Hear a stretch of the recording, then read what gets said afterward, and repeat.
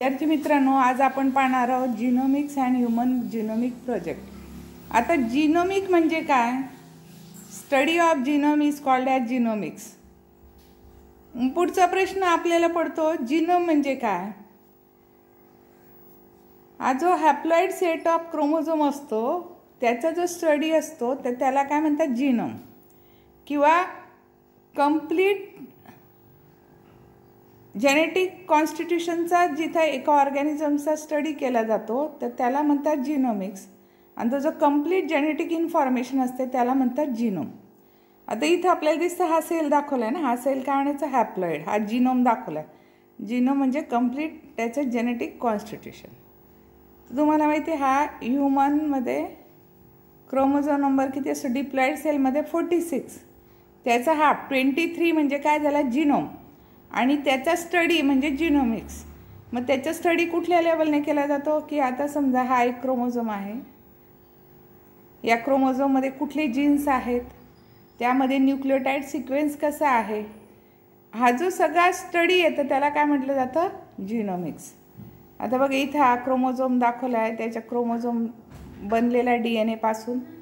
तर मग आता या क्रोमोझोमवर कुठले जीन्स आहेत, त्या प्रत्येक जीनची लेंथ काय, त्या जीनमध्ये कुठले न्यूक्लियोटाइड पेअर्स आहेत, हा जो सगळा स्टडी असेल त्याला म्हणणार जिनोमिक्स.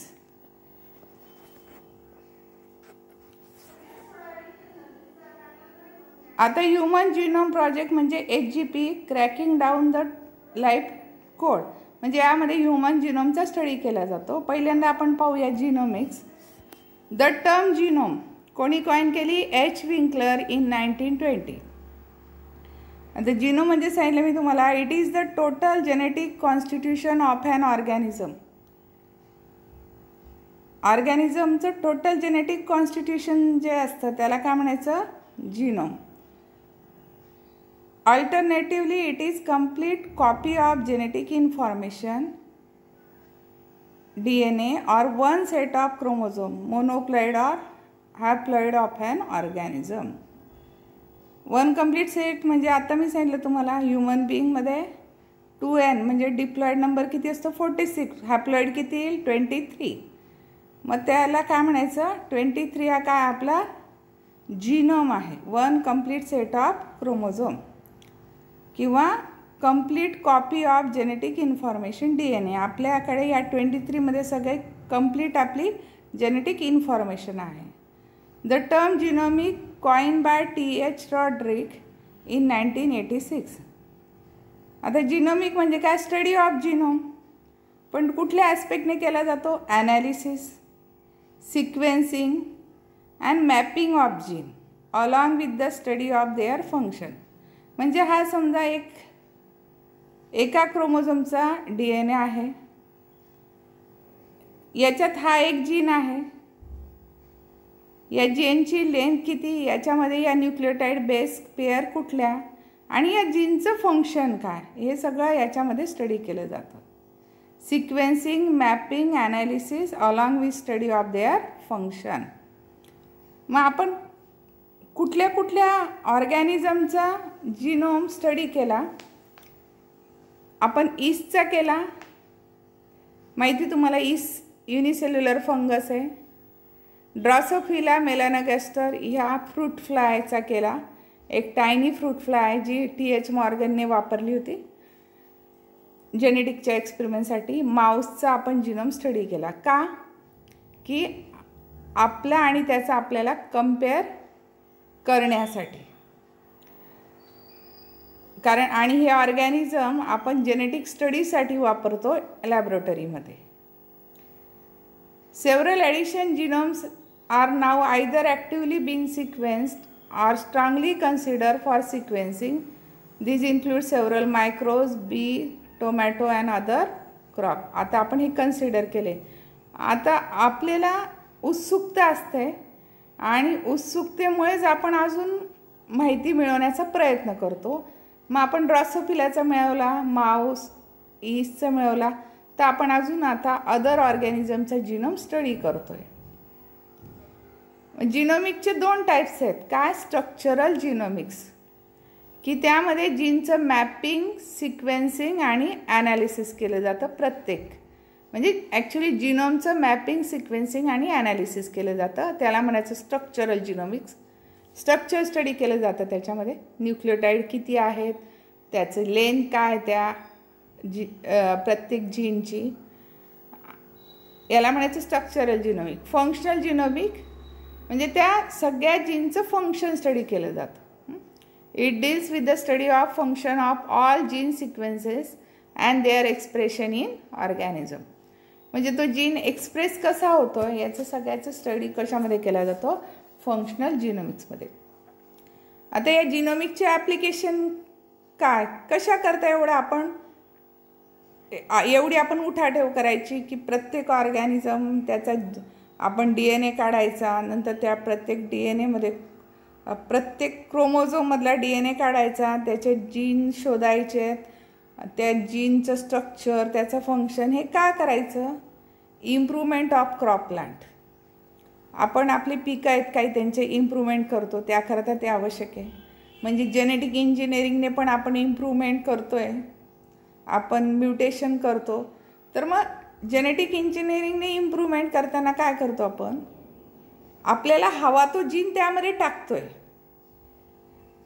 मग हे झालं जेनेटिक इंजिनिअरिंग. पण आपल्याला हवा तो माहिती पाहिजे ना आपल्या की त्या जीनचं स्ट्रक्चर काय, त्यावेळेला तो आपण एका ठिकाणाहून काढून दुसऱ्या ठिकाणी टाकू शकणार नाही. ते इतकं सोपं नाही की आपण एखाद्या सीडीमध्ये आपल्याला गाणं नको आहे तर आपण कट करतो तिथं, किंवा आपल्याला हवं ते टाकायचं तर आपण काय करतो, कॉपी पेस्ट किंवा कट पेस्ट करतो तिथं.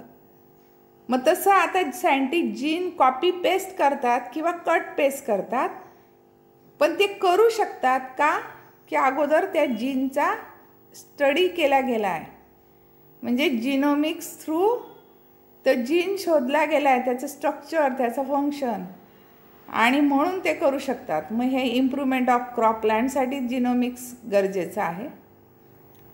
ह्युमन हेल्थ, आता काही जेनेटिक डिसऑर्डर असतात ते क्युअर करण्यासाठी गरजेचं आहे. अँड लाईव्हस्टॉक, आपले जे गाई म्हशी आहेत त्यांच्या दुधाची क्वालिटी, त्याची क्वांटिटी वाढवण्यासाठी पण हे गरजेचं आहे. समजा आपल्याला जास्त मांस लवकर तयार करणारी कोंबडी हवी असेल त्यावेळेला पण आपल्याला त्यामध्ये इम्प्रूव्हमेंट करावं लागेल. पण केव्हा करू शकणार आपल्याला तो जीन माहिती असेल तर. The knowledge and understanding acquired from genomic research can be applied in a number of different sector including medicine, biotechnology and social science. आता आपण वेगवेगळे मेडिसिन बनवतो आहे. बायोटेक्नॉलॉजीचं आत्ताच ॲप्लिकेशन पाहायला सांगितले मी तुम्हाला, जेनेटिक इंजिनिअरिंग. मग याकरता हे गरजेचं आहे. नंतर it also help in treatment of genetic disorder through gene therapy. म्हणजे जसं सिकल सेल ॲनिमिया आहे, मस्क्युलर डिस्ट्रॉफी आहे, हिमोफिलिया आहे, असे जे जेनेटिक डिसऑर्डर आहे हे आपण जीन थेरपीने क्युअर करू शकतो. म्हणजे आपण तो डिफेक्टिव्ह जीन टाकला, डिफेक्टिव्ह जीन काढून टाकला आणि तिथे हेल्दी जीन टाकला तर आपण त्या डिसीजला क्युअर मिळवू शकतो. It is also use in agriculture to develop transgenic crop having more desirable character. Transgenic म्हणजे काय, जे जेनेटिक इंजिनिअरिंगने मिळतात, ज्यांना अजून म्हटलं जातं GMO, जेनेटिकली मॉडिफाईड ऑर्गॅनिझम. म्हणजे त्यामध्ये आपण दुसऱ्याचा जीन टाकलेला असतो, त्याला काय म्हणतात, ट्रान्सजेनिक ऑर्गॅनिझम. मग तसं ट्रान्सजेनिक क्रॉप आपण मिळवू शकतो आपण जिनोमिकच्या स्टडीने. Genetic marker develop in genomic have application in forensic analysis.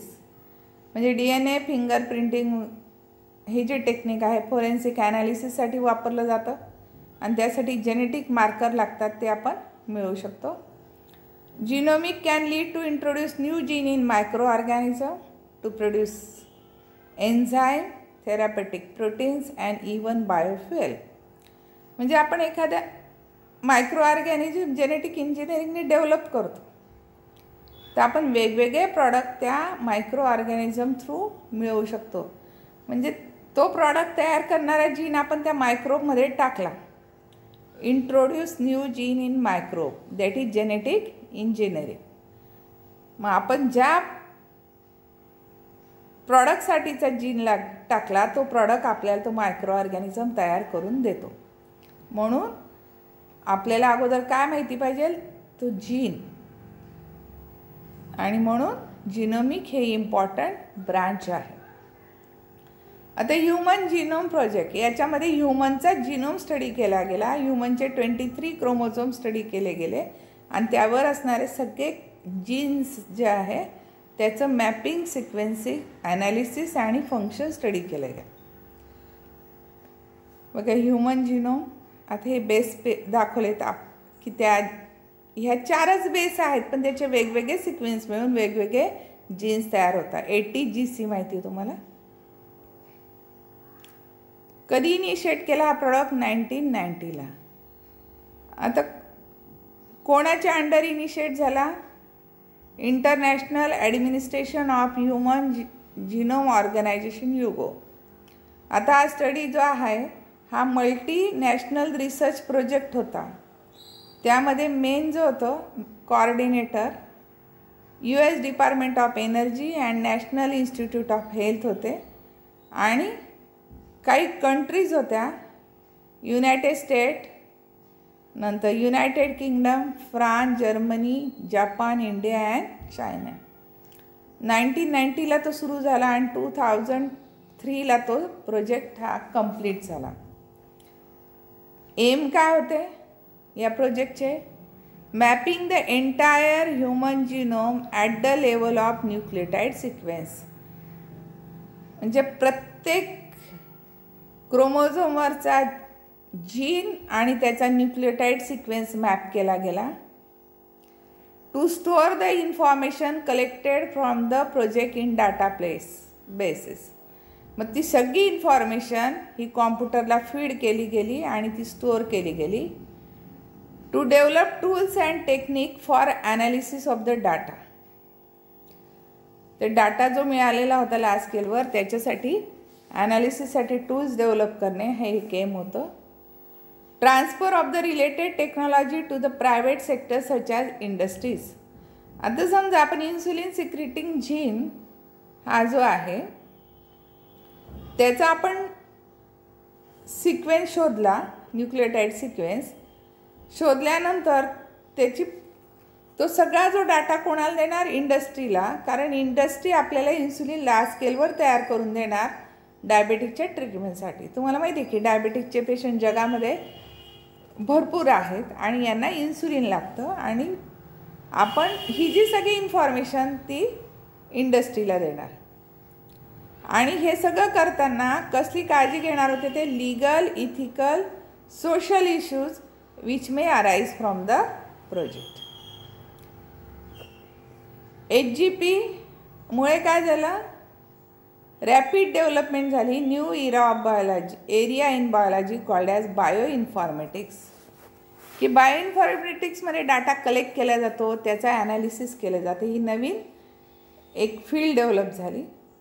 The work of HGP has allowed researcher to begin to understand the blueprint in building and constructing the human genome. The function of genes and protein, this knowledge will have a major impact in the field like medicine, biotechnology and life science. Therefore, HGP is very important. By this project, we learn the function of gene and due to which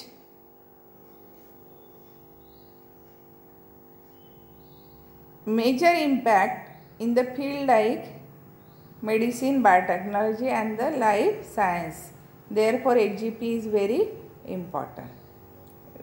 I already explained you in medicine, gene therapy is there. We get different medicine by the biotechnology, etc. And HGP provide a complete and accurate sequence of 3 billion DNA base pair that make up the human genome. and to find out the estimated number of human gene. How many human gene they obtain? 33,000 genes are present in human being, and how many base pair? 3 billion base pair.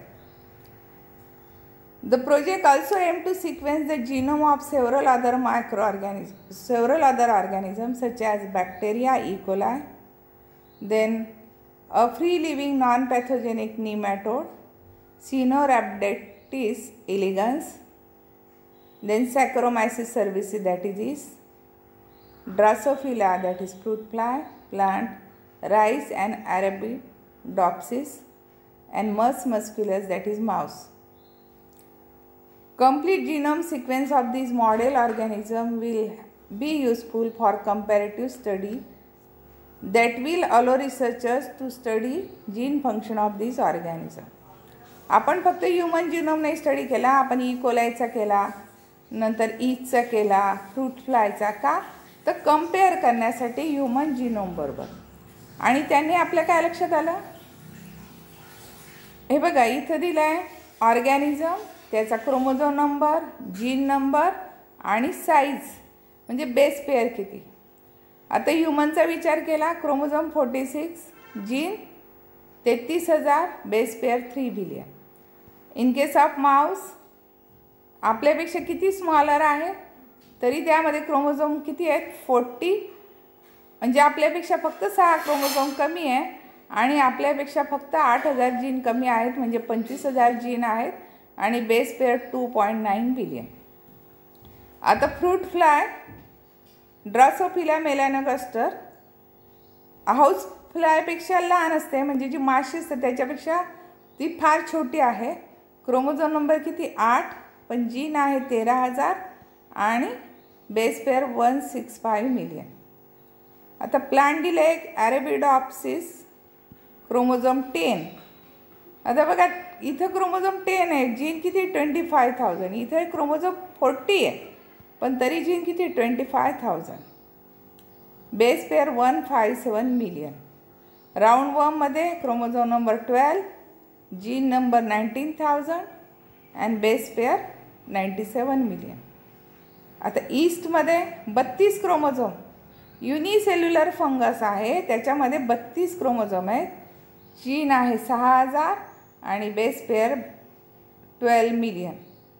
Bacteria E Cola 1 chromosome, gene आहे 4,400 आणि base pair आहे 4.6 million.